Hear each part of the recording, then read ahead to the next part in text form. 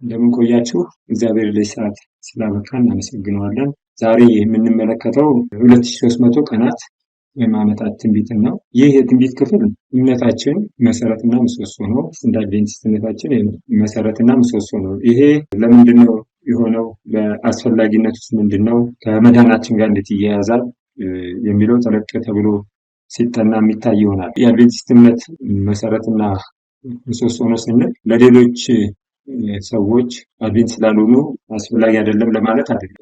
መልእክቱ ለእኛ ተሰጠ፣ በእኛ በኩል ደግሞ ለሌሎቹ እንዲደርስ፣ ሌሎችም በትክክል ክርስቶስ ኢየሱስ በሰማያዊ ቤተ መቅደስ ውስጥ ምን እያደረገ እንደሆነ፣ በአሁኑ ጊዜ ምን እያደረገ እንደሆነ፣ ከዚህ በፊት ደግሞ የት እንደነበረ፣ አሁን ደግሞ የት አለ የምናይበት ስለሚሆን ለሁሉም ተቀበሉት ወይም ደግሞ በክርስትና እምነት ውስጥ ላሉ ህዝቦች በዋናነት ማወቅ የሚገባቸው ክፍል ነው። ምዕራፍ 8 ዳንኤል ላይ ያለ ነው። ይህ ሐሳብ 14 ላይ እንደዚህ ይላል። እርሱም እስከ 2300 ማታና ጠዋት ድረስ ነው፣ ከዚያም በኋላ መቅደሱ ይነጻል አለኝ ይላል እና እዚህ ላይ ነው እንግዲህ 2300 ማታና ጠዋት ድረስ ወይም ደግሞ 2300 ቀናት ድረስ ነው፣ ከዚያም በኋላ መቅደሱ ይነጻል የሚል ሐሳብ እንመለከታለን። ይህንን ራእይ ዳንኤል ያየው የተሰጠው ዳንኤል ምዕራፍ 8 ላይ ከመጀመሪያው ስንመለከት ዳንኤል ምን ይላል? በመጀመሪያ ከተገለጠልኝ የራእይ በኋላ ንጉስ ብልጣሶር በነገሰ በሶስተኛው ዓመት ለእኔ ለዳንኤል ራእይ ተገለጠልኝ ይላል እና ንጉስ ብልጣሶር በነገሰ በሶስተኛው ዓመት ነው ይሄ ራእይ የተሰጠው ለዳንኤል። ንጉስ ብልጣሶር ደግሞ የመጨረሻው የባቢሎን ንጉስ የነበረ ነው። ከሱ በኋላ ሜዶንና ፋርስ መንግስትን የመጣው ባቢሎን ወደ ውድቀት እንደገባ ወይም ተሸንፎ መጨረሻው እንደሆነ እናውቃለን እና ንጉስ ብልጣሶር በነገሰ ጊዜ ነው ይሄ ራእይ የተሰጠው እና ራእዩን ስንመለከት ዳንኤል ምን ነበር የተመለከተው የሚለውን ከማየታችን በፊት ጸሎት አድርገን እንጀምራለን። እግዚአብሔር እንዲያስተምረን ማለት ነው። እግዚአብሔር አባታችን፣ አምላካችን፣ አዳኛችን ሰማይን ምድርን በቃል የዘረጋህ ታላቅ የተፈራ ኃያል አምላክ እናመሰግንሃለን። ጌታ ሆይ አንተ በዙፋን ላይ ያለ ሁሉን ታደርግ ዘንድ የሆንክ አባት ነህና ጌታ ሆይ አንተ በተለየ ሁኔታ እያንዳንዳችንን እንድታስተምረን የዘላለም ሕይወት ያዘጋጀልን በክርስቶስ ኢየሱስ የተሰጠልን ይህ ታላቅ ስጦታ በእምነት ተቀብለን ጌታ ሆይ የተዘጋጀልንን ይህን የዘላለም ሕይወትን መውረስ እንድንችል ጌታ አባት ሆይ ያንተን ቃል በትክክል ማስተዋል እንድንችል ከሰይጣን የማታለል የማሳሳት ስራዎች ሁሉ እንድንጠበቅ እንድትረዳን እንጸልያለን። መንፈስ ቅዱስ ላክልን ጌታ ሆይ መንፈስ ቅዱስ እንዲያስተምረን እንጸልያለን። ማስተዋልና ጥበብ ሰሚዎችንም ጌታ አባት ሆይ አንተ እንድታስተምራለን፣ እኔንም ሌሎችንም ደግሞ ጌታ ሆይ ይህንን ክፍል የሚያውቁ ሁላችንም በዚህ ትምህርት መባረክ እንድንችል የበለጠ ጥልቀት የሆነ እውቀት እንዲኖረን እንድትረዳን እንጸልያለን። ስለ ሁሉ ነገር እናመሰግናለን። በሪ ሰዓታችንን ተረከብ፣ በኢየሱስ ስም አሜን። እንግዲህ ቀደም ብዬ እንደተናገርኩት ራእዩን ሲሰጠው በኤላም አውራጃ ነበር፣ በሱሳ ግንብ ነበርና ሲመለከት ተመለከቱ ይላል። መጀመሪያ ሁለት ቀንዶች የነበሩት አንድ አውራ በግ በወንዙ ፊት ቆሞ ተመለከተ ዳንኤል ማለት ነው። ከዛም በኋላ አውራ በግ ወደ ምዕራብ፣ ወደ ሰሜን፣ ወደ ደቡብ በቀንዱ ይጎሽም ነበር። ያው ይሄ አውራ በግ ምን እንደሆነ ሜዶንና ፋርስ መንግስት እንደሚወክል እዚያው ዳንኤል ምዕራፍ 8 ውስጥ ተብራርቶ እንመለከታለን። ከዛ በኋላ ደግሞ ከምዕራብ ደግሞ ሌላ አውራ ፍየል በጣም በከፍተኛ ፍጥነት እንደመጣና ይህንን አውራውን በግ እንደመታው እንደሰባበረው ይነግረናልና ይሄ አውራ ፍየል ደግሞ የግሪክ መንግስት እንደሆነ ከታች እንደዚሁ ተብራርቶ እንመለከታለን። ከዚህ በኋላ ሌላ ይሄ የግሪክ መንግስትም ወይም ደግሞ በአራት እንደተከፈለ አሌክሳንደር ሲሞት በአራት መንግስቱ እንደተከፈለ እዚሁ ላይ እንመለከታለንና ከዛ ከመንግስቱ ከተከፈለ በኋላ እንደገና ከጦርነቶቹ መካከል ሌላ አንድ ትንሽ ቀንድ ወጣ። መውጣቱን ዳንኤል ተመለከተ ማለት ነው። ይሄ ቀንድ ወደ ደቡብ፣ ወደ ምስራቅ፣ ወደ መልካሚቱ ምድር ይከፋል ይላል። ይሄ በኋላ ላይ የተነሳው የሮም ኃይልን የሚያሳይ ነው። እዚህ ውስጥ ጠለቅ ብለን አንገባበትም። ከዛ በኋላ ሮም አረማዊና ጳጳሳዊ ስርዓትን እየገለጠ ከመጣ በኋላ እስከ 12 ቁጥር 13 ላይ ከቅዱሳንም አንዱ ሲናገር ሰማው ይላል። ለተናገረው ለቅዱስ ሁለተኛው ቅዱስ ስለ ዘወትሩ መስዋዕት መቅደሱና ሰራዊቱን ይረግጡ ዘንድ ስለሚሰጥና ስለሚያጠፋ ኃጢአት የሆነው ራእይ እስከ መቼ ይሆናል አለው እና ይሄ አጠቃላይ ራእዩን ሲታይ በዘወትሩ መስዋዕት ብሎ መቅደሱና ሰራዊቱን የሚረግጡት እንደገና ስለሚያጠፋ ኃጢአት ጳጳሳዊ ስርዓት የዘወትሩ ጋር ተያይዞ ደግሞ አረማዊ ሮምን ጋር የተያያዘ ነው እና የእነዚህ የእግዚአብሔር ሕዝቦችን የሚያደርጉት ወይም ደግሞ የጥፋት ስራ ጋር እያይዞ ነበር እዚህ ጋር ጥያቄ የጠየቀው ማለት ነው። እስከ መቼ ይሆናል ይሄ ራእይ ብሎ ሲጠይቀው እርሱም ይላል 14 ላይ ከ2300 ማታና ጠዋት ድረስ ነው። ከዚያም በኋላ መቅደሱ ይነጻልና ስለ መቅደሱ መንጻት እዚህ ጋር ተናገረው እንደተናገረው እንመለከታለንና ይሄ የመቅደስ መንጻት ጉዳይ ስንመለከት ያው ስለ ቤተ መቅደስ በብሉይ ኪዳን ጊዜ ምድራዊ ቤተ መቅደስ እንደነበረ ይታወቃል እና የመቅደስ የሚነጻው የመንጻት ጉዳይ ስለ ቤተ መቅደሱ ሌላ ጊዜ ስናጠና በደንብ አድርገን ጠለቅ ብለን የምንመለከት ይሆናል። ግን ይሄ መቅደሱ ይነጻል የሚለው ሐሳብን ስንመለከት የትኛው መቅደስ ነው የሚል አንድ ጥያቄ ሊነሳ ይችላል። ሁለተኛ ደግሞ 2300 ማታና ጠዋት ወይም 2300 ቀናት ምንድን ነው የሚለውም ጥያቄ ያስነሳል እና ግልጽ መሆን እነዚህ ሁለቱ ነጥቦች ግልጽ መሆን አለባቸው የዚህን ራእይ በትክክል ለማስተዋል ይቻል ዘንድ ማለት ነውና እስቲ ወደ ሐሳቡ ጠለቅ ብለን እንመልከትና ዳንኤል 8:13-14 አሁን ያነሳነው ነጥብ ስንመለከት መቅደሱ ይነጻል ይላል። በምድር ያኔ ዳንኤል በነበረበት ጊዜ የነበረ ቤተ መቅደስ ምድራዊ ቤተ መቅደስን ነው ወይስ ሌላ መቅደስን ነው? እንግዲህ እነ ዳንኤል በምርኮ የተወሰዱ ጊዜ በኢየሩሳሌም የነበረው ቤተ መቅደስ በናቡከደነፆር ተፈራርሶ ነበር። ምንም ቢሆን ግን የመቅደስ ጉዳይ ምድራዊ ቤተ መቅደስ እስከ ክርስቶስ ሞት ድረስ እያገለገለ ስለነበረ ያው ከክርስቶስ ሞትና ትንሣኤ በፊት በነበሩት ጊዜያቶች ምድራዊ ቤተ መቅደስ እያገለገለ እንዳለ እናውቃለንና ያ ምድራዊ ቤተ መቅደስ ጉዳይ ነው የሚናገረው ወይስ ሌላ መቅደስ የሚለውን ማወቅ ያስፈልጋል። ይሄ ሁለተኛ 2300 ማታና ጠዋት የሚለው ወይም 2300 ቀናት የሚለውን በምን አይነት መልክ ነው የሚተረጎመው? እና ለዳንኤልም ራእዩ ሲሰጠው ግልጽ አላስተዋለውም ነበር። እዛው እንመለከታለን 8:15 ላይ እዚህ ላይ በተቀመጠው መሰረት እኔም ዳንኤል ራእዩን ባየው ጊዜ ማስተዋል ፈለግኩ፣ እነሆም የሰው ምስያ በፊቴ ቆሞ ነበር ይላል። በኡባልም ወንዝ መካከል ገብርኤል ሆይ ራእዩን ለዚህ ሰው አስታውቀው ብሎ የሚጮኸው የሰው ድምፅ ሰማሁ። እኔም ወደ ቆምኩበት ቀረበ። በመጣም ጊዜ ፈርቼ በግንባሬ ተደፋሁ። እርሱም የሰው ልጅ ሆይ ራእዩ ለፍጻሜ ዘመን እንደሆነ አስተውል አለኝ። ሲናገረኝም ደንግጬ በምድር ላይ በግንባሬ ተደፋሁ። እርሱም ዳሰሰኝ፣ ቀጥ አድርጎ አቆመኝ፣ እንዲህም አለኝ፣ እነሆ በመቅሰፍቱ በመጨረሻ ዘመን የሚሆነውን አስታውቅሃለሁ። ይህ ለተወሰነው ለፍጻሜ ዘመን ነውና ብሎ ተናገረው ማለት ነው። እንግዲህ ልክ ራእዩን ይሄ 2300 ቀናት ድረስ ነው ካለ በኋላ ከዛ በኋላ መቅደሱ ይነጻል ካለ በኋላ ነው ይህንን እንግዲህ ያብራራበት እና ዳንኤልን ለማስተዋል በፈለገው መሰረት ገብርኤልም ጉዳዩን አብራራለት። እዚህ ጋር ሲያብራራለት ሁለት ነጥቦችን እዚህ ጋር እንመለከታለን። አንደኛው ራእዩ ለፍጻሜ ዘመን እንደሆነ አስተውል ብሎ ነገረው ለዳንኤል ማለት ነው። ሁለተኛ ደግሞ እነሆ በመቅሰፍቱ በመጨረሻ ዘመን የሚሆነውን አስታውቅሃለሁ፣ ይህ ለተወሰነው ለፍጻሜ ዘመን ነውና አለውና ይሄ እንግዲህ ለፍጻሜ ዘመን የሚለው ራእዩ ለፍጻሜ ዘመን በፍጻሜ ዘመን የሚሆን ነው። ይሄ የዛን ጊዜ የሚከናወን ጉዳይ ነው። የዛን ጊዜ የሚከፈት ጉዳይ ነው። የዛን ጊዜ የሚታይ ጉዳይ ነው ብሎ ነው እዚህ ሲነግረው የምንመለከተው ማለት ነውና የፍጻሜ ዘመን ብሎ ያለው ምንድነው? መቼ ነው የሚለውን ስንመለከት መጽሐፍ ቅዱስን ከመጽሐፍ ቅዱስ ጋር እያመሳከርን ነው እንግዲህ ማጥናት ያለብን። መጽሐፍ ቅዱስ አንድ መጽሐፍ ቅዱስ ክፍል ግልጽ ካልሆነልን የሌላ መጽሐፍ ቅዱስ ክፍልን ነው በማየት ያኛው ግልጽ እንዲሆንልን ማድረግ የሚገባው ማለት ነውና ዳንኤል ምዕራፍ 12 ቁጥር 4 እና 7 ላይ እንደዚህ ምን እናገኛለን? ዳንኤል ሆይ አንተ ግን እስከ ፍጻሜ ዘመን ድረስ ቃሉን ዝጋ፣ መጽሐፉንም አትም። ብዙ ሰዎች ይመረምራሉ፣ ዕውቀትም ይበዛል።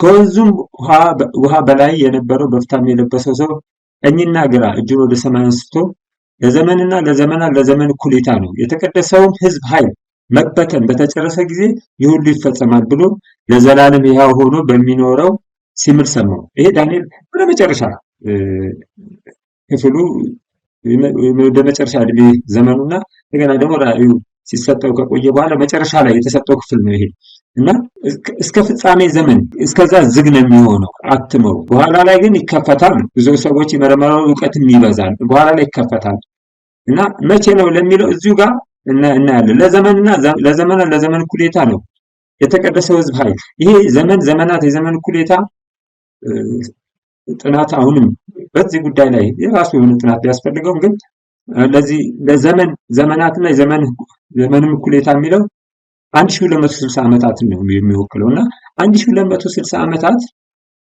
የእግዚአብሔር ሕዝብ መበተን ሲያቆም፣ በሌላ አነጋገር 538 ዓመተ ምህረት ጀምሮ እስከ 1798 ይሄ ዘመናት የዘመን እኩሌታ ያለውን ጊዜ ነው የሚወክለው።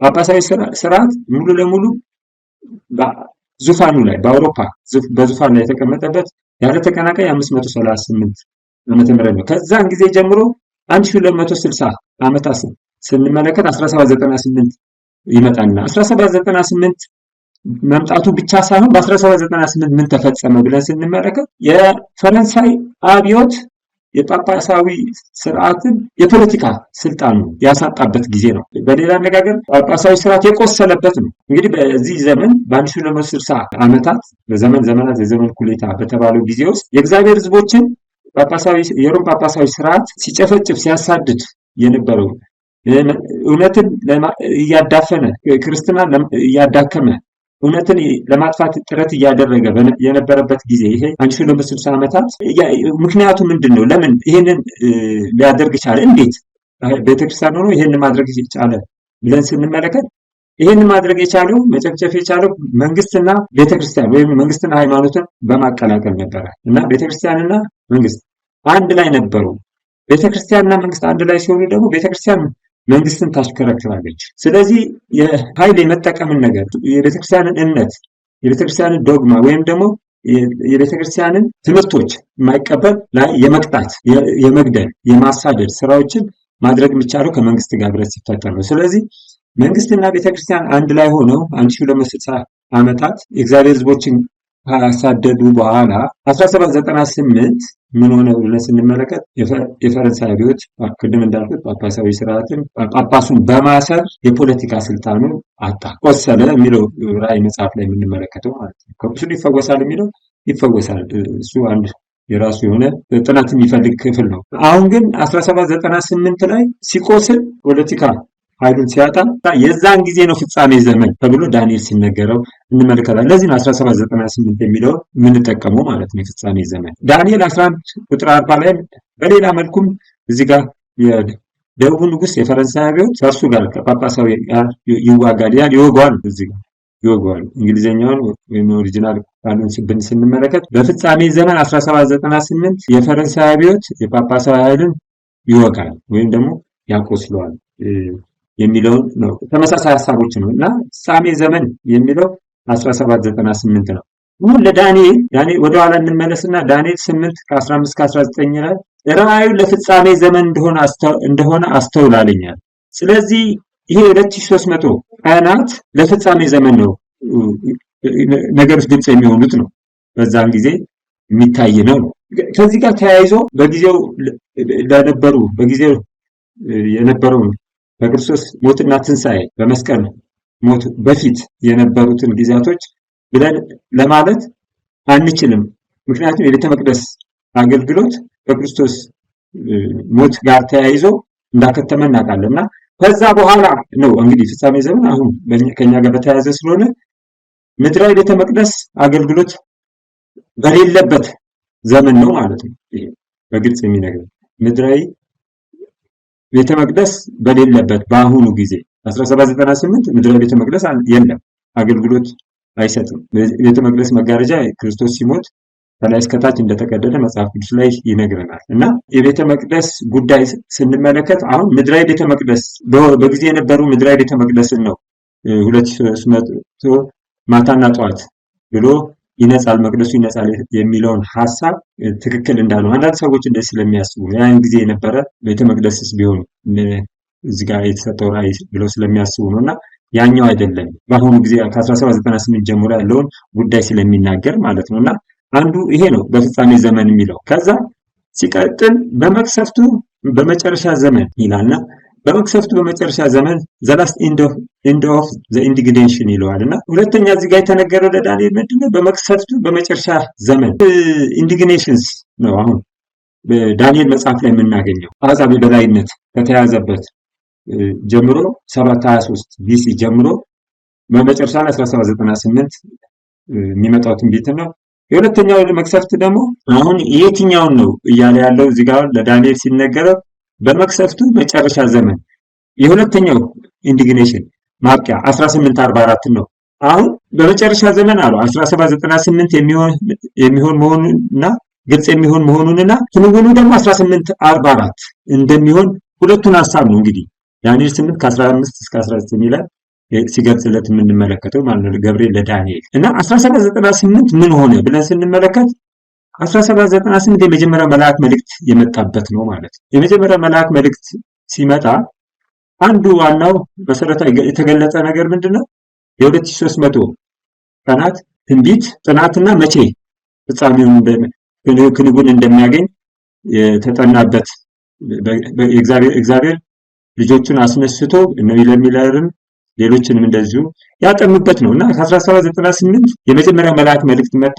ከዛ ሁለተኛ መልአክ መልእክት፣ ከዛ ሶስተኛ መልአክ መልእክት ተራ በተራ እንደመጡ እንመለከታለን። እና ከዛ 1798 ይሄ 2300 ጉዳይ ተከድኖ የነበረው በኋላ ላይ ግልጽ እንደሆነ እውቀት እንደሚበዛ ብዙዎች ወዲህ እንደሚሯሯጡና እውቀት እንደሚበዛ በግልጽ ተቀምጦ እንመለከታለን። እና 1798 ጉዳይ ስንመለከት የፍጻሜ ዘመን ጋር የተያያዘ ስለሆነ ይሄ 2300 ቀናት የተገለጠበት የታወቀበት ነው ማለት ነው። 1844 ደግሞ ምን ክንውን እንደሚፈጸም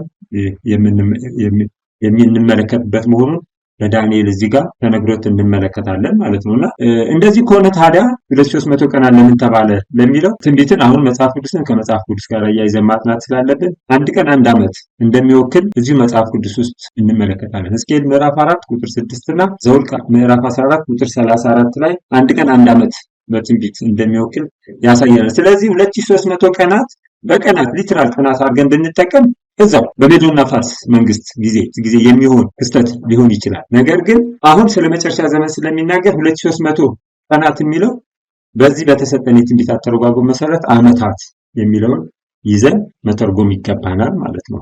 እና 2300 ቀናት ያለው 2300 ዓመታት የሚለውን ወክለን እንመለከታለን ማለት ነውና ዳንኤል 9:21 እስከ 25 ያለውን እስቲ እንመልከት። ዳንኤል በጸሎት ላይ ያለ ምን እንደገጠመው ይናገራል። ገና በጸሎት ስናገር አስቀድሜ በራእይ አይቼው የነበረው ሰው ገብርኤል እነሆ እየበረረ መጣ፣ በማታም መስዋዕት ጊዜ ዳሰሰኝ፣ አስተማረኝም፣ ተናገረኝም፣ እንዲህም አለ፣ ዳንኤል ሆይ ጥበብና ማስተዋልን ሰጥ ዘንድ አሁን መጥቻለሁ።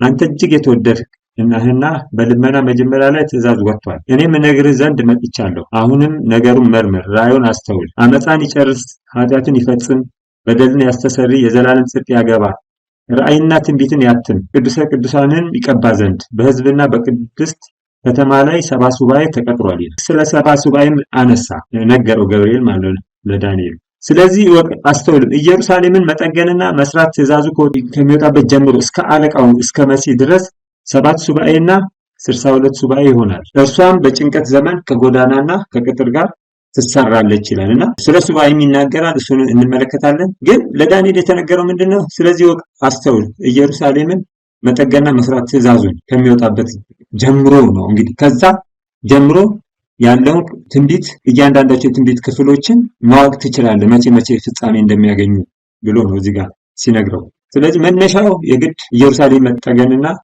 መስራት ትእዛዙ የወጣው መቼ ነው የሚለውን ማወቅ ያስፈልጋል ማለት ነው። እና ኢየሩሳሌምን መጠገንና መስራት ትእዛዙ የወጣው በንጉሥ አርጤክስስ ዘመን ነበርና ያው እሱም መቼ ነው? 457 ከክርስቶስ ልደት በፊት ማለት ነውና በዚህ ጊዜ ነው አዋጁ የወጣው። መነሻ እንግዲህ አድርግ ብሎ ለዳንኤል ገብርኤል የነገረው 457 ቢሲ ከክርስቶስ ልደት በፊት 457ን መነሻ አድርገህ ተጠቀም እያለ ዳንኤል 9:25 ላይ ስለዚህ ወቅ አስተውልም ኢየሩሳሌም መጠገንና መስራት ትእዛዙ ከሚወጣበት ጀምሮ እስከ አለቃው እስከ መሲህ ድረስ 7 ሱባኤና 62 ሱባኤ 69 ሱባኤ ይሆናል። እሷም በጭንቀት ዘመን ከጎዳናና ከቅጥር ጋር ትሰራለች ይላል። ትእዛዙ በ457 ነው ቢሲ የወጣው ማለት አርቴክስስ ያወጣው 7 ሱባኤ ይላል። ሱባኤ አንድ ሳምንት ማለት ነው። ሱባኤ 7 ሱባኤና 62 ሱባኤ አሁን ሁለቱን ከፋፍሎ እዚህ ጋር ሲያስቀምጥናል። አንድ ላይ ሲደመር 69 ሱባኤ ይሆናል። ግን 7 ሱባኤና 62 ሱባኤ ካለ በኋላ ስለ ኢየሩሳሌም ጎዳናና ቅጥሯ እንደሚሰራ ያስቀምጣልና እዚህ ጋር የከፋፈለው ለምንድን ነው? 7 ሱባኤ ያለው እያንዳንዱ ሳምንት 7 ቀን አለው። 7 ሱባኤ ሲባዛ 49 ይሆናል ማለት ነው።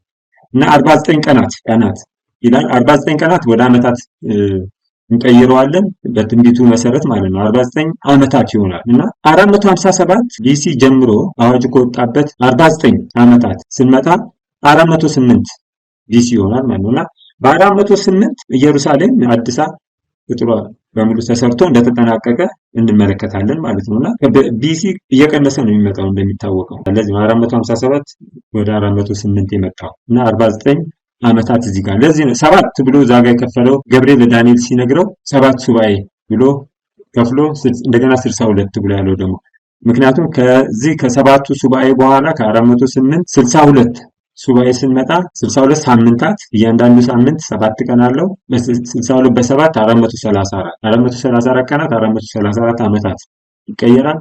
ስለዚህ ከ408 ጀምሮ 434 ዓመታት ስንመጣ 27 ኤዲ እናገኛለን ማለት ነውና አሁን እዚህ ጋር እስከ መሲህ የተባለው መቀባት ማለት ነው። መሲህ ያው የመቀባት ጉዳይ ነውና ኢየሱስ የተጠመቀው በ27 ኤዲ ላይ ነው። እሱም ሲጠመቅ ተቀባ ማለት ነው እና እስከ አለቃው እስከ መሲህ ድረስ 7 ሱባኤና 62 ሱባኤ 69 አንድ ላይ እንመለከታለን ማለት ነውና 69 ሱባኤ ሲባዛ እያንዳንዱ ሱባኤ 7 ቀን አለው 483 ይመጣል ማለት ነው። በድምሩ 483ን እንመለከታልና እስከ ኢየሱስ እስከተጠመቀበት ማለት ነው 27 ኤዲ ድረስ ከጥምቀቱ ጋር የተያያዘ መንፈስ ቅዱስ እንደወረደበት ሉቃስ 3:21 ላይ ይነግራል። ህዝቡም ሁሉ ከተጠመቁ በኋላ ኢየሱስ ደግሞ ተጠመቀ ይላል። ሲጸልይም ሰማይ ተከፈተ፣ መንፈስ ቅዱስን በአካል መልክ እንደ ርግብ በእርሱ ላይ ወረደ። የምወደው ልጄ አንተ ነህ፣ በአንተ ደስ ይለኛል የሚል ድምፅ ከሰማይ መጣ ይላል። ሐዋርያት ሥራም እንደዚሁ 10 ላይ 38 ላይ እግዚአብሔር የናዝሬት ኢየሱስ በመንፈስ ቅዱስ በኃይልም ቀባው ይላል። እርሱም መልካም እያደረገ ለዲያብሎስም የተገዙትን ሁሉ እየፈወሰ ዞረ፣ እግዚአብሔር ከእርሱ ጋር ነበረና ይላል እና እዚህ መቀባቱን ሲጠመቅ ያው የተቀባ መሆኑን መሲህ የሚለውን ለማሳየት ነው ማለት ነው። ከዛ ዳንኤል አሁን እያብራራ ሲቀጥል ከ62 ጊዜ 7 በኋላ መሲህ ይገደላል። አሁን እዚህ ጋር ከ62 ጊዜ 7 በኋላ መሲህ ይገደላል። እንግዲህ ከ27 ከተጠመቀበት በኋላ አንድ ወቅት ላይ መሲሁ ይገደላል። እንደሚሰቀል እንደሚሞት ነው እዚህ ጋር የሚናገረው ማለት ነው። ግን ከመቼ ከ62 ጊዜ 7 በኋላ ከ69 በኋላ ማለት ነው። ትንቢት ከ27 ከተጠመቀበት በኋላ ግን በትክክል እንትኑን አላስቀመጠም እዚህ ላይ መቼ መሆኑን ማለት ነው። ግን ከዛ በኋላ እንደሚሆን በእሱም ዘንድ ምንም የለም ይላልና ያው ክርስቶስ ኢየሱስ ያለ ጥፋቱ ነው ለሰው ልጆች ብሎ ምን የሆነው መስዋዕት የሆነው በእኛ ኃጢአት፣ በእኛ መተላለፍ፣ በእኛ በደል ምክንያት እሱ ለኛ ምን ሆነ ምትክ ሆኖ መስዋዕት እንደሆነ ነው እዚህ ጋር የሚናገረው ማለት ነው እንጂ ምንም ጥፋት ስለነበረበት አይደለም። እና እርሱም ከብዙ ሰዎች ጋር ጽኑ ቃል ኪዳን ለአንድ ሱባኤ ያደርጋል። አሁን ከተጠመቀ በኋላ ለአንድ ሱባኤ ለአንድ ሳምንት ጽኑ ቃል ኪዳን ያደርጋል ከአይሁድ ህዝቦች ጋር። እስራኤል የተመረጠ ህዝብ ነው። ከዚህ ከተመረጠ ህዝብ ጋር ምን ያደርጋል? ቃል ኪዳኑ ያቆያል ነው። በሱባኤው እኩሌታ በሱባኤው እኩሌታ ማለት ነው እንግዲህ ከ27 ጀምሮ አንድ ሱባኤ አንድ ሳምንት ስንመጣ 7 አለ 7 ዓመታት ስንመጣ 34 ኤዲ ላይ ነው የምንደርሰው ማለት ነው። 34 ኤዲ ላይ እንግዲህ በዚህ ጊዜ ከ27 እስከ 34 ኤዲ ድረስ እግዚአብሔር ከእስራኤል የተመረጠ ህዝቡ ጋር ቃል ኪዳኑን ምን ያደርጋል? ያቆያል እንደነበረው ማለት ነው። ነገር ግን እዚህ ጋር ሲናገር በሱባኤው እኩሌታ መስዋዕቱና ቁርባኑን ያስቀራል ይላልና አሁን እንግዲህ ኢየሱስ የሞተበትን ጊዜ አገኘን ማለት ነው። እዚህ በሱባኤው እኩሌታ በ31 ኤዲ ኢየሱስ ሲሰቀል ነው መስዋዕትና ቁርባን እንዲቀር የተደረገው ማለት ነው።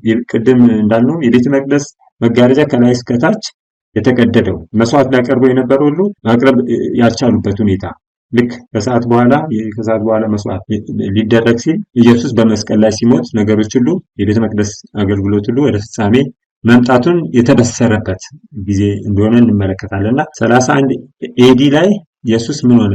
ተሰቀለ። መስዋዕቱና ቁርባኑን አስቀረ ማለት በሱባኤ እኩሌታ። አሁን እንግዲህ ከ27 እስከ 34 በመሃል እኩሌታ እና በ31 እንግዲህ ስለዚህ ይሄ ማለት 31 ላይ ኢየሱስ ከተሰቀለ 27 ላይ ከተጠመቀ 3 ዓመት ተኩል እሱ ራሱ ለአይሁዶች ህዝቦች ምን እያደረገ ነበር? እያገለገለ ነበር ማለት እያገለገለ ነበር ራሱ አካል እስከሚሞት ድረስ ንስሐ እንዲገቡ ወደ እውነት እንዲመጡ እግዚአብሔር የላከውን እሱን እንዲቀበሉ ሲሰራበት የነበረ ጊዜ ነው። የሰዎች መዳንን እያበሰረ ሰዎች ያንን ደግሞ ሲቀበሉ የዘላለም ሕይወትን እንደሚያገኙ እየገለጸ እያስተማረ የቆየበት ነበር። ይሄ 3 ዓመት ተኩል ማለት ነው። ከተሰቀለ በኋላ እንደገና 3 ዓመት ተኩል አለ። አይሁዶች በመስቀል ክርስቶስን ሰቀሉት፣ በራቸውን በራሳቸው ዘጉ። ነገር ግን ክርስቶስ ከነበረው ታላቅ ምሕረት የተነሳ አሁን በደቀ መዛሙርቱ በኩል ወንጌልን ምን እንዲያደርጉ እንዲሰሙና ይሄ የተሰቀለውን ክርስቶስ ኢየሱስን እንዲቀበሉ በዛም የመዳን መንገድ ለነሱ የተሰጠውን እንዲጠቀሙበት የተሰጣቸውን አይሁዶች መንገድ እንዲቀበሉ ጥረት ተደርጎ ነበር እና እንደውም ማቴዎስ ምዕራፍ 10 ላይ ስንመለከት ከ5 እና 6 ላይ እንግዲህ 12ቱን ከመረጠ በኋላ ላካቸው ይላል። በአሕዛብ መንገድ አትሂዱ፣ ወደ ሳምራውያንም ከተማ አትግቡ፣ ይልቅስ የእስራኤል ቤት ወደሚሆኑ ወደ ጠፉት በጎች ሂዱ እንጂ አላቸው። በዚህ ጊዜ ነው አሁን ይህንን የሰጣቸው ወይም የነገራቸው እስከ 34 አይሁዶች ሲል እስኪያደርጉ ወይ ደግሞ እስኪያትሙ ድረስ እነሱ ወንጌልን አንቀበልም ብለው የመጨረሻ በራሳቸው ላይ በሩ ሙሉ ለሙሉ እስከዘጉበት እስጢፋኖስን እስከሚወግሩበት ጊዜ ድረስ እድሉ ተሰጥቷቸው ነበር። እግዚአብሔር እድል ሰጥቷቸው ነበርና 3 ዓመት ተኩል በደቀ መዛሙርቱ ልክ ወደ አሕዛብ ሳይሄዱ በዛው ለእስራኤል ቤት እንዲሰሩ ነግሯቸው ነበርና በዛም በታዘዙት መሰረት ምን እያደረጉ ነበር? እየሰሩ ነበር፣ እያገለገሉ ነበር። ነገር ግን በ34 ላይ ምን አደረጉ? እስጢፋኖስን በድንጋይ በመውገር ወንጌልን መጨረሻ እንደማይቀበሉ አረጋገጡ። ወንጌል ለአሕዛብ እንዲሰበክ ተደረገ። ሐዋርያት ሥራ ምዕራፍ 1 ቁጥር 8 ላይ እየነገራቸው ነገር ነበረ ኢየሱስ። ነገር ግን መንፈስ ቅዱስ በእናንተ ላይ በወረደ ጊዜ ኃይል ትቀበላላችሁ፣ በኢየሩሳሌም በይሁዳም ሁሉ በሰማርያም እስከ ምድር ዳርቻ ዳርም ድረስ ምስክሮቼ ትሆናላችሁ አለና ምስክር እንዲሆኑ ሲነግራቸው እናያለን። አሁን እንግዲህ መጀመሪያ ላይ እዛው በኢየሩሳሌም እግዚአብሔር ሕዝቦች በተመረጡ ሕዝቦች በነዛ ሰዎች ዘንድ ወንጌል እንዲደርስ ያንን እድል እንዲጠቀሙ እዛ ስሩ ብሏቸው ነበረ። ነገር ግን በ34 ያን ሁኔታ ሲፈጥሩ ወደ አሕዛብ እንዲሄድ ሲነግራቸው እንመለከታለን። ሐዋርያት ሥራ ምዕራፍ 8 ላይ ቁጥር 1 ጀምሮ ስንመለከት በዚያ ቀን በኢየሩሳሌም ባለች ቤተክርስቲያን ላይ ታላቅ ስደት ሆነ። ሁሉም ሐዋርያት በቀር ወደ ይሁዳና ወደ ሰማርያ አገሮች ተበተኑ። በጸሎትም የተጉ ሰዎች እስጢፋኖስን ቀበሩ፣ ታላቅ ለቅሶም አለቀሱለት። ሳውል ግን ቤተክርስቲያንን ያፈርስ ነበር። ወደ ሁሉም ቤት እየገባ ወንዶች ሴቶችም የጎተተ ወደ ተሳልፎ ይሰጥ ነበር። የተበተኑትም ቃሉን እየሰበኩ ዞሩ። ፊልጶስም ወደ ሰማርያ ከተማ ወርዶ ክርስቶስን ሰበከላቸው ይላልና አሁን ደግሞ እዚህ ጋር ልክ ከ34 ሄዲ በኋላ ወንጌል ለአሕዛብ ሲሄድና ለብዙዎች በምድር ላሉ ሁሉ እንዲደርስ ሲደረግ እንመለከታለን ማለት ነውና ይሄ ከብዙ ሰዎች ጋር ጽኑ ቃል ኪዳን ያደርጋል የተባለው ያከተመው አይሁዶች በ34 በራቸውን በራሳቸው ሲዘጉ ከዛም በኋላ ወንጌል ለአሕዛብ ሲሄድ የሆነውን ትንቢት እንመለከታለን። ከዛ ሌላም ዳንኤል የነገረው ምንድነው 9:24 ላይ በሕዝብህና በቅድስት ከተማ ላይ 70 ሱባኤ ተቀጥሯል ይላል። በሌላ አነጋገር ቅድም ስንመለከት የነበረው አይሁዶች የመጨረሻ 70 ሱባኤውን አዋጅ የወጣበት ጀምሮ ስንመለከት 490 ዓመታት 34 ኤዲ ላይ ልክ የነሱ ጉዳይ ያከተመ መሆኑ የተመረጠ ሕዝብነት ያከተመ መሆኑን እዚህ ጋር እንመለከታለን ማለት ነው። ሲቀጥል ይሄ በቀጥታ ከትንቢት መስመሩ ጋር ባይገናኝም ግን እዛ ላይ የጠቀሰው ገብርኤል ለዳንኤል የገለጠለት ስለሆነ እንመልከት። የሚመጣው ማለቃ ሕዝብ ከተማይቱና መቅደሱን ያጠፋሉ፣ ፍጻሜም በጎርፍ ይሆናል፣ እስከ መጨረሻም ድረስ ጦርነት ይሆናል፣ ጥፋትም ተቀጥሏል ይላል። ይሄ የኢየሩሳሌም መፈራረስ ጋር ተያይዞ የሆነ የሮም ወታደሮች መጥተው ኢየሩሳሌም ከተማን፣ ቤተ መቅደሱን ሁሉንም እዛ ያፈራረሱበትን የሚያሳይ ትንቢት ነው እና በዚህ መልክ አሁን ስንመጣ 457 ቢሲ ጀምሮ አዋጁ ከወጣበት እንግዲህ መነሻችን እሱ ተደርጎ ተነግሮናል። ለዳንኤል እንደተነገረው 457 ጀምረን 2300 ዓመታት ስንመጣ 1844 ይመጣል ማለት ነው። ምክንያቱም እስከ 34 ሄደ 490 ዓመታት ድረስ ነው ወንጌል ለአሕዛብ እስከሆነበት የእስራኤል በር የተዘጋበት ጊዜ ድረስ። ከዛ በኋላ 1810 ዓመታት አሉ 1844 ይመጣል እና 2300 ዓመታት የሚመጣው 1844 ነው እና 1844 እንግዲህ ቤተ መቅደሱ ይነጻል የተባለው ጊዜ ነው ማለት ነው። እና የቤተ መቅደስ መንጻት ጉዳይ ምድራዊ ቤተ መቅደስ የመንጻት ቀን የሚባል ነበር እና በአመት አንዴ መስዋዕት እያመጣ መስዋዕቱ ላይ ጭንቅላቱ ላይ ሰው ላይ እጁን ይጭንና ኃጢአቱን ይናዘዛል። ከዛ በኋላ ያን እንስሳ ይታረዳል። ደሙን ካህኑ በቤተ መቅደስ ትይዩ ይረጨዋል። አመቱን ሙሉ በዚህ ሁኔታ ካደረጉ በኋላ በአመት አንዴ ግን አጠቃላይ ቤተ መቅደስ መንጻት የሚባል ስርዓት አለ። ሊቀ ካህኑ ወደ ቅድስተ ቅዱሳን የሚገባበት ማለት ነው እና የመንጻት ቀን ይባላል። ያ መንጻት ቀን ጊዜ ልክ ሊቀ ካህኑ ያንን አገልግሎት ጨርሶ ሲወጣ ሁሉ ነገር ወደ ድምዳሜ ጠቅላላ የህዝቡን ኃጢአት ቤተ መቅደሱን አስተሰሪው ህዝቡንም በሙሉ ኃጢአት ምሳሌ በሱ ተሸክሞ ወደ የሚለቀቀው ፍየል ላይ ጭንቅላቱ ላይ እጁን ያደርግና ወደሱ ተናዞ ያስተላልፈዋል። ከዛም በኋላ ያ ፍየል ምን ይሆናል? ወደ ምድረ በዳ እንዲለቀቅ አውሬ እንዲበላው ይደረጋል ማለት ነው። ይሄ የመንጻት ቀን ነው። ህዝቡ በዛ ቀን ሁሉም ሰው እዛ ለዚህ ስርዓት ይሰበሰባል። ሌላ ቦታ የሚገኝ የለም፣ ጠቅላላ እዛ ይመጣሉ ማለት ነው እና የመንጻት ቀን በአመት አንዴ ሊቀ ካህኑ ይህንን የመንጻት ስርዓትን እና 1844 ቤተ መቅደሱ ይነጻል የተባለው እንግዲህ የሰማያዊ ቤተ መቅደስ ሊቀ ካህናችን ክርስቶስ ኢየሱስ 1844 ወደ ቅድስተ ቅዱሳን እንግዲህ ከዚህ በፊት በነበረው ጊዜ ማለት 31 አካባቢ ነው ወደ ሰማይ የሄደው። ከትንሣኤ በኋላ ወደ ሰማይ ሄደ፣ ቅዱሱ ክፍል ገባ። 1844 ላይ 2300 ዓመታት ማብቂያ ላይ የሰማያዊ ቤተ መቅደስ መንጻትና የፍርድ ምርመራ እንደሚታይ ዳንኤልም ላይ 7 ላይ እንመለከታለንና ያንን ለማከናወን ወደ ቅድስተ ቅዱሳን እንደገባ እንመለከታለን እና ሰማያዊ ቤተ መቅደስ ለመሆኑ አለ ወይ? እንግዲህ አሁን ክርስቶስ ቅዱሱ ክፍል ከምድር መስዋዕት ሆነ፣ በምድር መስዋዕት ሆነ። ከዛም በኋላ ወደ ቅዱሱ ክፍል ገባ። በ1844 ደግሞ ቅድስተ ቅዱሳን ገባ ብለን ካለን ሰማያዊ ቤተ መቅደስ አለ ወይ? አንዳንድ ሰዎችም በዚህ ላይ ጥርጥር ስላላቸው አንዳንድ መጽሐፍ ቅዱስን መሰረት አድርገው ክርስቲያን ነን የሚሉ ሰዎች በዚህ ላይ ጥርጣሬ አላቸው። ያው በሰማያዊ ቤተ መቅደስም አለ ብሎ ግን እውነት ቅዱስ ክፍል ቅድስተ ቅዱሳን ክፍል አለ ወይ የሚለው ደግሞ ጥያቄ የሚሆንባቸው አሉ። እስቲ እንመልከት። የመጽሐፍ ቅዱስ ክፍል ዘጸአት 25 ከ8 እና 9 እና ቁጥር 40 እንደዚህ ይላል። በመካከላቸው አድር ዘንድ መቅደስ ይስሩልኝ ይላል። እኔ እንደማሳይ ሁሉ እንደ ማደሪያው ምሳሌ እንደ ዕቃውም ሁሉ ምሳሌ እንዲሁ ስሩት። በተራራ ላይ እንዳሳየው ምሳሌ እንድትሰራ ተጠንቀቅ ብሎ ሲነግረው ለሙሴ እንመለከታለን እና በተራራ ላይ ያሳየው ምንድን ነው የሚለውን ስንመለከት ሰማያዊ ቤተ መቅደስን ነው። ልክ በዛ ባየኸው መሰረት ስራ ነው የተባለው።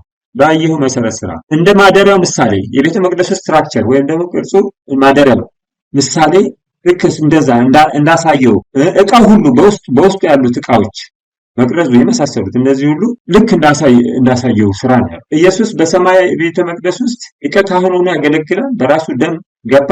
አገልግሎቱ የምድራዊ ቤተ መቅደስ አገልግሎት የነበረ የሰማይ ቤተ መቅደስ አገልግሎት ምሳሌ ነውና ያንን ነበረ በምድራዊ ቤተ መቅደስ ተግባራዊ እንዲሆን እግዚአብሔር ለእስራኤላውያኖች የሰጣቸው ማለት ነውና ዕቃዎቹም የቤቱ ክፍሎቹም ስትራክቸር አገልግሎቱ ከሰማይ የተቀዳ ነው። ዕብራውያን ራሱ ጳውሎስ በዕብራውያን 8:5 ላይ ገልጾታል። እነርሱም ሙሴ ድንኳኒቱን ሊሰራ ሳለት እንደተረዳ በሰማያዊ ነገር ምሳሌና ጥላ የሚሆነውን ያገለግላሉ። በምድር የነበሩ ካህናቶች የሚያገለግሉ የነበሩት የሰማያዊ ምሳሌና ጥላ በሆነው መቅደስ ውስጥ ነበር ነው። ዋናው አለ ማለት ነው። በሰማይ ዋናው አለ። በተራራው እንደተገለጠልን ምሳሌ ሁሉን ታደርግ ዘንድ ተጠንቀቅ ብሎት ነበርና እና በዛ መሰረት እንዲሰራ ነበር የተነገረው። እሱም ልክ በዛ መሰረት በተነገረው መሰረት ነው፣ ባሳየው መሰረት ነበረ የሰራው ማለት ነው። እስራኤሎች የእግዚአብሔር መገኘት በመካከላቸው በግልጽ እንዲሆን እግዚአብሔር ሲያደርግ የነበረው። ሐዋርያት ሥራ ምዕራፍ 7:44 ላይም እንደዚሁ እንዳየው ምስል አድርጎ ይሰራ ዘንድ ሙሴን ተናግሮ እንዳዘዘው የምስክር ድንኳን ከአባቶቻችን ዘንድ በምድረ በዳ ነበረች ይላል እና በምድረ በዳ በነበሩበት ጊዜ ያ ሲጠቀሙበት የነበረው በሰማያዊ ምሳሌ ነበር ነው። የሰማያዊ ቤተ መቅደስን ነበር ያሳየው።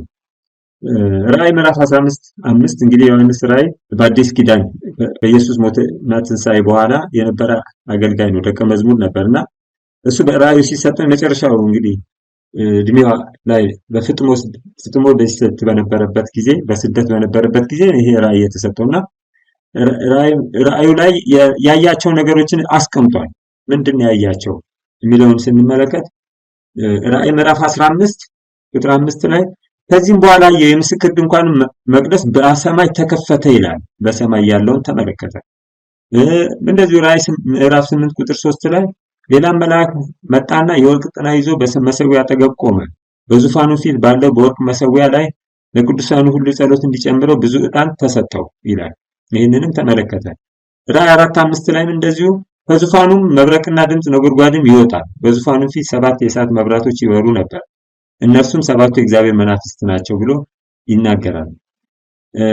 ጳውሎስ እንደዚሁ ዕብራውያን 8:1 እና 2 ላይ ከተናገርነው ዋና ነገሩ ይህ ነው፣ በሰማያት በግርማው ዙፋን ቀኝ የተቀመጠ በግርማው አብ ቀኝ ተቀመጠ የሚለውን አንዳንድ ሰዎች ልክ አብና ወልድ ጎን ለጎን እንደተቀመጡ አድርገው የሚያስቡ አሉ። ግን እንደዛ አይደለም ትርጉሙ። ከፍታ ቦታ ወይም ደግሞ የሚገባውን እግዚአብሔር የሚገባውን ለኢየሱስ ከፍታ ቦታ ዙፋኑን ሰጠው የሚለውን ሐሳብ ነው እዚህ ጋር የሚናገርና እንዲህ ያለ ሊቀ ካህናት አለን፣ እርሱም የመቅደስና የእውነተኛይቱ ድንኳን አገልጋይ ነው፣ እርሷም በሰው ሳይሆን በጌታ የተተከለች ናት ይላልና እንዲህ ያለ ሊቀ ካህናት አለን ይላል።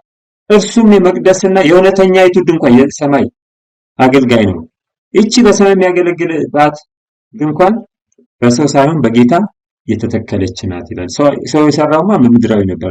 ሙሴ በኋላ እነ ሰለሞን እንደዚህ በምድር የነበረውን መቅደስ ሰዎች ይሰሩ። ምን እንኳን ዲዛይኑ ሐሳቡ ሰራት እንዴት እንዳለበት ከሰማይ ቢመጣም ሰዎች ነበር የሰሩት። ግን ይሄኛውን ግን በሰው የተሰራ አይደለም።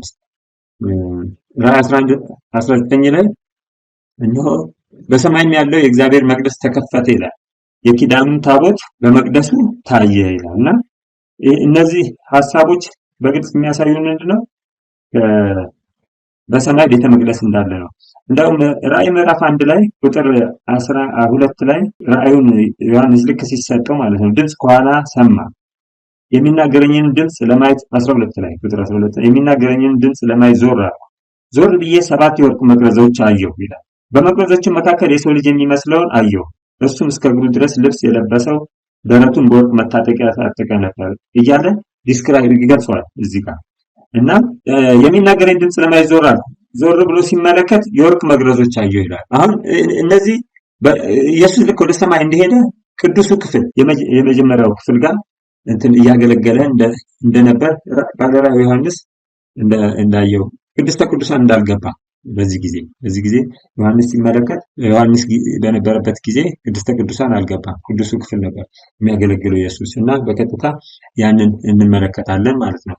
እና እስከ 2300 ማታና ጠዋት ቀናት ድረስ ነው። ከዛም በኋላ ቤተ መቅደሱ ይነጻል የሚለውን ስንመለከት አሁን ኢየሱስ 31 ከሞት ከተነሳ በኋላ ወደ ሰማይ ሄደ። በ31 ጀምሮ ኢየሱስ ቅዱሱ ክፍል ገባ። ከዛ ጊዜ ጀምሮ እስከ 1844 በቅዱሱ ክፍል ሲያገለግል ቆየ። ከዛም በኋላ 1844 በ2300 ዓመታት ትንቢት መሰረት ቅድስተ ቅዱሳን እንደገባ እንመለከታለን ማለት ነው።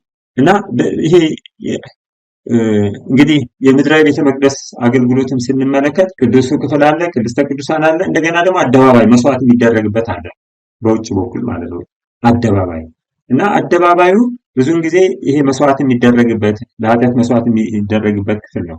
ከዛ ነው እንግዲህ ካህኑ ደም ይዞ ወደ ቅዱሱ ክፍል የሚገባው እና በመጋረጃው ላይ የሚረጨው ማለት ነው። ኢየሱስስ እንግዲህ ወደ ሰማይ ሲሄድ በራሱ ደም ራሱ መስዋዕቱ ነው። ራሱ ሊቀ ካህኑ ነው። ወደ ሰማይ ቤተ መቅደስ ከገባ ልክ ከዚህ ሲሄድ ደቀ መዛሙርቱ ተሰናብቶ ወደ ሰማይ ሲሄድ ቅድስተ ቅዱሳን በመላእክት ታጅቦ ይቅርታ ቅዱሱ ክፍል በመላእክት ታጅቦ ከገባ በ1844 ደግሞ እንደዚሁ በመላእክት ታጅቦ ወደ ቅድስተ ቅዱሳን ከገባ አደባባዩስ መስዋዕት የሆነበት የት ነው ብለን ስንመለከት በዚች ምድር ላይ ነው።